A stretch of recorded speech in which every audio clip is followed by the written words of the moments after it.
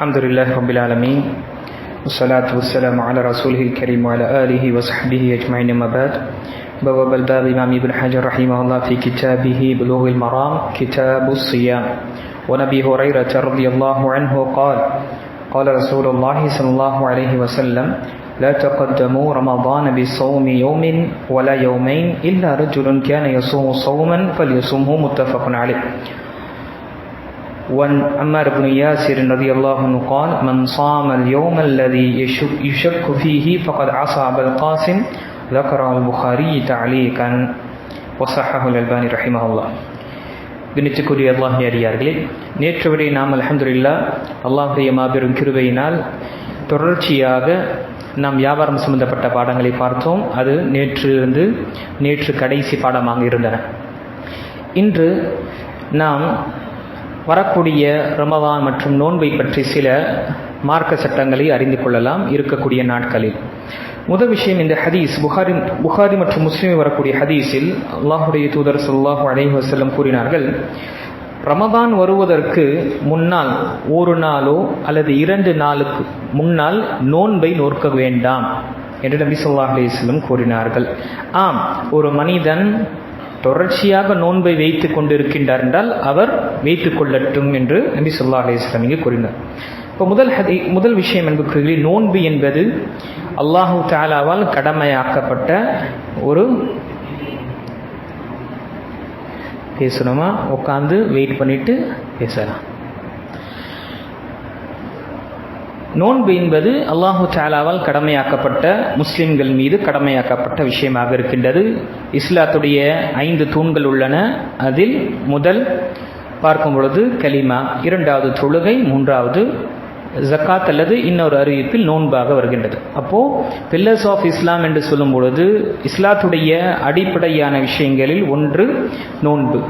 இது 2ஆம் ஹிஜ்ரியில் கடமையாக்கப்பட்டது. மக்காவிலிருந்து மதீனாவுக்கு வந்த பிறகு 2ஆம் ஹிஜ்ரியில் இது கடமையாக்கப்பட்டது. இப்பொழுது இருக்கக்கூடிய எத்தனை ஹிஜ்ரி என்று சொல்லலாமா? எத்தனை ஹிஜ்ரியில் இருக்கிறோம் நாம? 1442ஆம் ஹிஜ்ரியில் நாம் இருந்து கொண்டு இருக்கின்றோம். இப்போ 2ஆம் ஹிஜ்ரியில் இந்த நோன்பு கடமையாக்கப்பட்டது. தொழுகை என்பது ஹிஜ்ராவுக்கு முன்னாலே, ஹிஜ்ரா செய்வதற்கு 3 வருடத்திற்கு முன்னால் நபித்துவம் கொடுக்கப்பட்டு 10 வருடமானவனே நோன்பு தொழுகை கடமையாக்கப்பட்டது.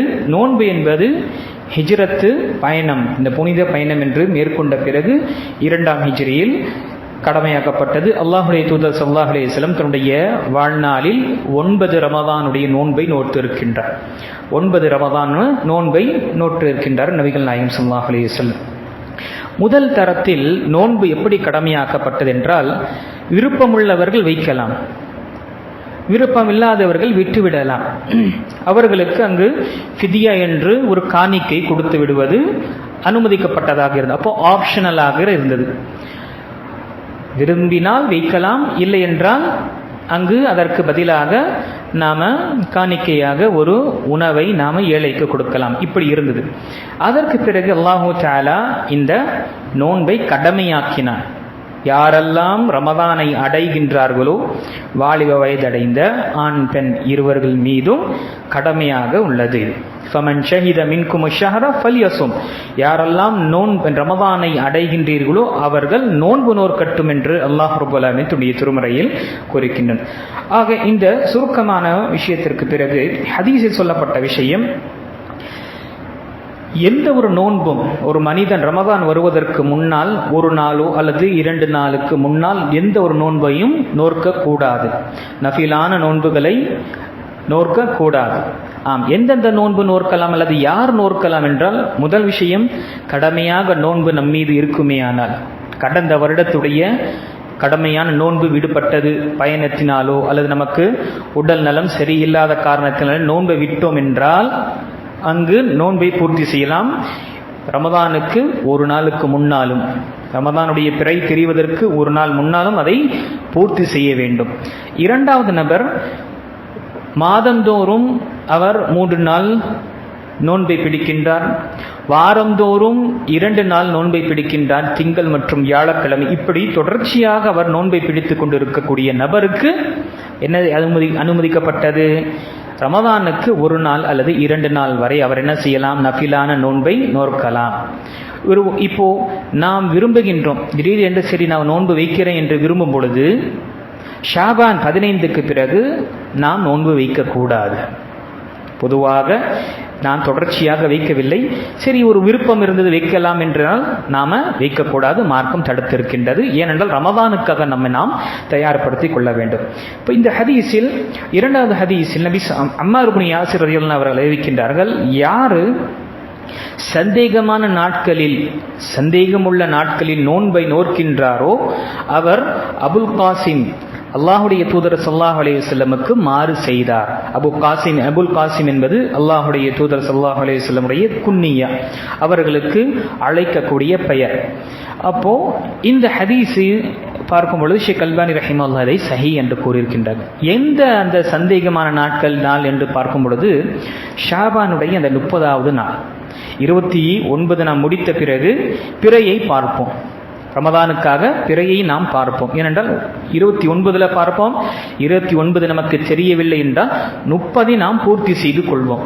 அப்போ 29 முடிந்தவுடனேயே அந்த நாளில், அந்த 30வது ஷாபானில் நோன்பு நாம வைப்பது என்பது கிடையாது. ஏனென்றால் சந்தேகமான நாள். சிலர் என்ன நினைப்பார்கள், சரி ஒரு நாளுக்கு முன்னாடியே வைத்துக் கொள்ளலாம், பிறை தெரியுதோ இல்லையோ ஒரு நாளுக்கு முன்னாடியே வைத்துக் கொள்ளலாம் என்று சிலர் இருப்பார்கள்.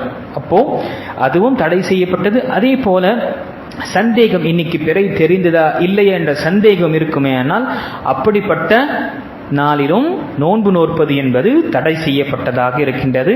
யார் இப்படி நோன்பு நோக்கின்றார்களோ அவர் அல்லாஹுடைய தூதருக்கு மாறு செய்து விட்டார்கள் என்று அம்மார் இப்னு யாசிர் சஹாபி ரலியல்லாஹு அவர்கள் அறிவிக்கின்றார்கள். இந்த ஹதீஸ் சஹீஹான ஹதீஸாக இருக்கின்றது.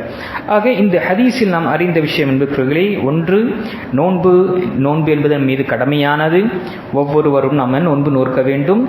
அல்லாஹ் தஆலா நமக்கு வாய்ப்பை கொடுக்கின்றான், நம்மை நாம் தூய்மைப்படுத்திக் கொள்வதற்காகவும் சலுகை கொடுக்கும் பொழுது அதை பயன்படுத்தி அல்லாஹுடைய பொருத்தத்தையும் அவனுடைய கருணையும் பெறுவதற்காக அல்லாஹ் வாய்ப்பை கொடுக்கின்றான். அதை நாம் பெற்றுக்கொள்ள வேண்டும். இதில் நம்முடைய குழந்தைகளுக்கும் நாம ட்ரைனிங் கொடுக்கலாம். அவங்க ஒரு மணி நேரமோ 2 மணி நேரமோ பகல் வரையோ அல்லது மதியானம் வரையோ இப்படி என்று நோன்பு நோப்பதற்காக அவர்களுக்கு நாம மோட்டிவேட் செய்வதும் ஊக்குவிப்பது என்பது நாம வைக்க வேண்டும். ஏனென்றால் அவர்களுக்கு பழக்கம் இருந்தால்தான் அவர்கள் கடமையான அந்த வயது வந்தவுடனே முழுமையான நோன்பு கடைபிடிக்கக்கூடிய விஷயம் வரும். இல்லை என்றால் எந்த நாம ட்ரைனிங் செய்யாமலே திடீர் என்று நீ நோன்பு வையினா அது சிரமமாக தான் இருக்கும். அந்த நேரத்தில் வீட்டில் சலசலப்புகள் ஏற்படும். ஆக இந்த ஹதீஸில் நாம அறிந்த விஷயத்தை நாம புரிந்து இந்த பிரகாரம் அமல்படுத்தக்கூடிய தௌஃபீக்கை நாம் அல்லாஹ் நமக்கு கொடுத்தருள்வானாக. இன்ஷா அல்லாஹ் நாளை நாம் குறிப்பாக நோன்பு பிறையை சம்பந்தப்பட்ட பிறையை பார்த்து வையுங்கள், பிறையை பார்த்து நீங்கள் நோன்பை விடுங்கள் மற்றும் அதன் சம்பந்தப்பட்ட சட்டங்களை இன்ஷா அல்லாஹ் நாம மீதமுள்ள அடுத்த அமர்வில் இன்ஷா அல்லாஹ் பார்க்க இருக்கிறோம். அல்லாஹ் தஆலா சொல்லக்கூடியவனுக்கும் கேட்கக்கூடிய அனைவர்களுக்கும் ரமதானை அடையக்கூடிய தௌஃபீக்கை எல்லாம் நமக்கு கொடுத்தருள்வானாக. மற்றும் ரமதானை நாம சரியான முறையில் பயன்படுத்தி அல்லாஹுடைய அருளையும் அவருடைய கருணையும் பெறக்கூடியவர்களாக அல்லாஹ் நம்மை ஆக்கியருள்வானாக. ஆமீன். வாஹிரு தஅவானா அல்ஹம்துலில்லாஹி ரப்பில் ஆலமீன்.